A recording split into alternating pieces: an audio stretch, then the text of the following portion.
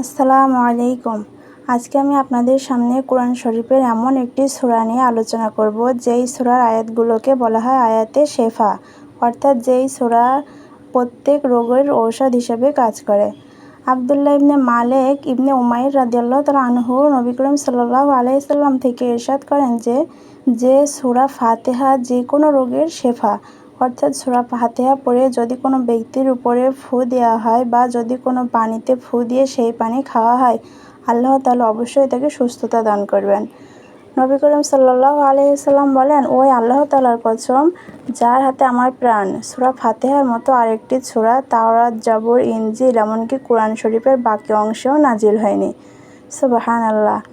অপর এক হাদিসে বর্ণিত আছে, সাহাবায়ে কেরামরা সাপ, বিচ্ছু দংশন করা রোগীর উপর এবং পাগল বা মৃগ রোগীর উপরেও সূরা ফাতিহা পড়ে দম করতেন।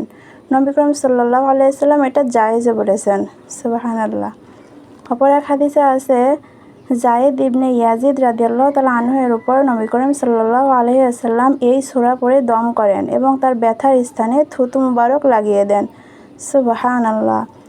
তো দেখুন এই সূরা ফাতিহার কত ফজিলত বা কত গুরুত্বপূর্ণ সূরাটা। আল্লাহ তাআলা আমাদেরকে এই সূরার উপর আমল করার তৌফিক দান করুন। আমিন।